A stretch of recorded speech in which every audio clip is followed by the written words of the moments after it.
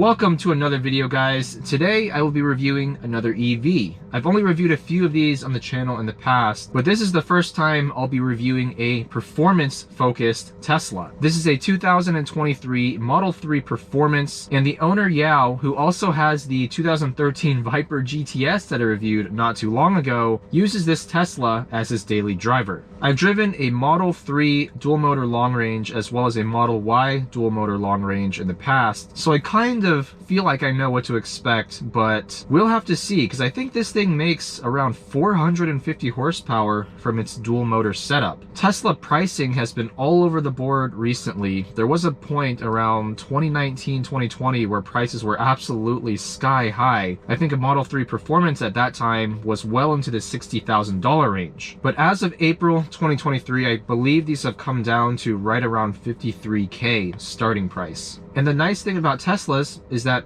you can just buy them at MSRP. There's no negotiation because you buy them directly from Tesla. There's no concept of dealerships, which I hope is the way that the industry is moving as a whole. Because I, for one, am completely sick of dealers giving you the runaround, promising you one thing, and then the next time you talk to them, the price is something totally different. But anyways, back to this Model 3 Performance. Like I said, around 450 horsepower, and the car weighs almost 4,300 pounds. That's approximately the same weight as the 3-row Mazda CX-9 SUV that I recently drove. Despite this Tesla not truly being a driver's car, at least it does have double wishbone suspension at all four corners. So let's see if that helps with the turn-in and the overall driving dynamics. It does give you the ability to put it into track mode, which I've done. We have the handling balance front to rear at 50-50, stability assist is turned to the lowest setting, and regen braking is fully on. An electric power steering rack. It has zero feedback, so I'm going to leave the steering mode in standard because all Sport does is add an artificial amount of weight.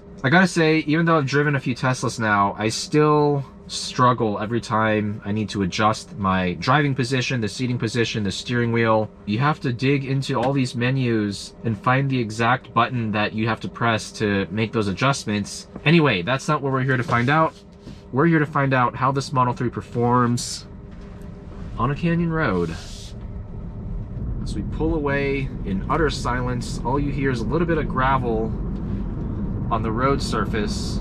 I have to reacquaint myself with the regenerative braking, because every time you lift off that throttle pedal, the car will brake actually somewhat aggressively. The steering wheel rim is really thick. Actually, the part where my fingers sits behind the 9 3 grips, really bulky actually. It makes it difficult for me to get a good hold on the wheel. Overall NVH is pretty low. All I really hear is a little bit of a thrum from the tires, but no squeaks and rattles from the interior, which is nice. Now, the first time I will be flooring a Model 3 Performance from a dead stop. Let's see what happens.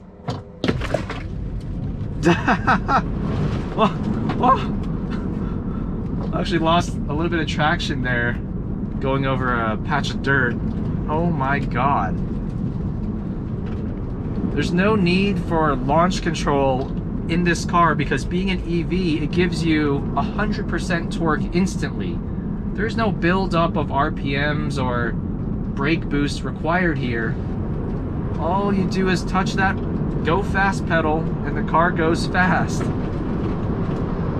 Wow. Oh my god. Oh, the brakes. Firm pedal, but not a lot of initial bite. You have to press it pretty hard. Woo! Stability control, or at least traction control, is off, and this thing gets pretty squirrely. Wow. That initial hit of acceleration is insane. Noticeably quicker than the Model 3 or Model Y dual motor long range.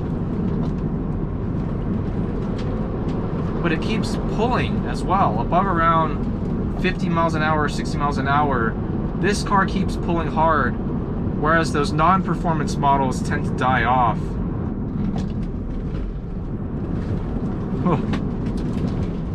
No steering feel. I have no clue what the front tires are doing whatsoever.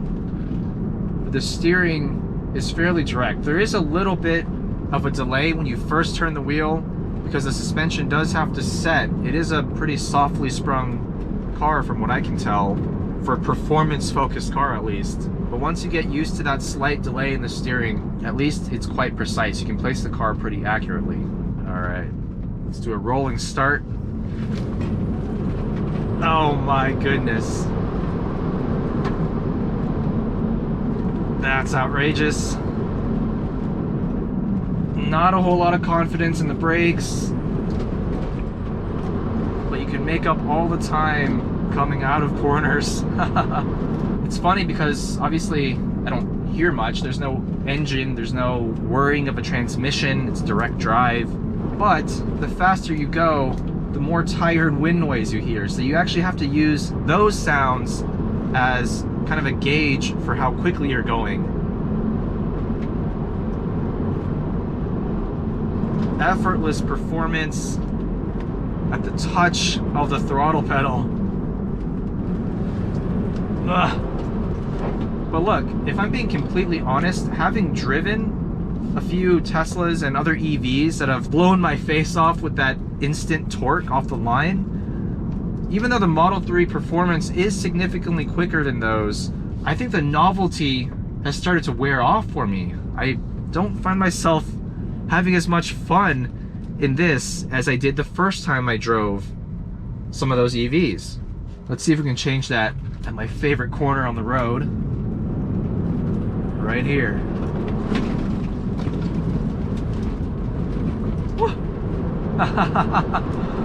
Alright, okay. At least in track mode, the car will give you a little bit of play at that back axle. It's not a full-on drift car, although you definitely can do that if you change some of the front to rear torque split settings. But even in 50-50 mode, you can feel the car move around. You can play with it just a little bit. I like that. But it does feel a bit unnatural. It's not like my BRZ where you can just dance on the limit of grip just using the throttle pedal and a little bit of steering input. This feels a lot more digital and as a result a little bit snappy. I don't feel comfortable pushing this thing past its limit. Some downhill braking here. I mean, look, the brakes work, but I'm just not that confident that it's gonna stop when I need it to. And this is no lightweight machine, but it does hide its weight fairly well. It doesn't feel like a 4,300 pound car to me. I think part of that is that double wishbone suspension. The car actually has a good amount of front grip. Hard to make this thing understeer on a canyon road. You're actually more likely, if you're aggressive with the throttle pedal, to make the rear end step out and oversteer.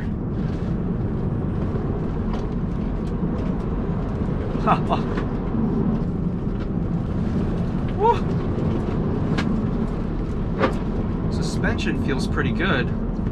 Very composed. I think that's one area where Teslas actually do better than some of the competitors, at least for spirited driving. For backseat passengers, I think Teslas are actually pretty uncomfortable.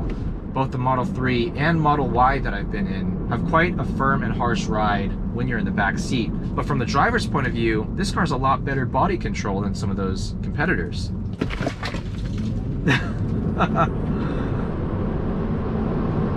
Wow. The non-performance versions of the Model 3 and Model Y, acceleration-wise, you notice the drop-off above around 60 miles an hour. In the Model 3 Performance, that drop-off happens just a little bit higher, around, let's say, 80 miles an hour. But there is still a noticeable drop-off in acceleration. That initial hit from 0 to 60 is outrageous and will go toe-to-toe with a lot of much more expensive cars, including supercars, but there's just not that much top end.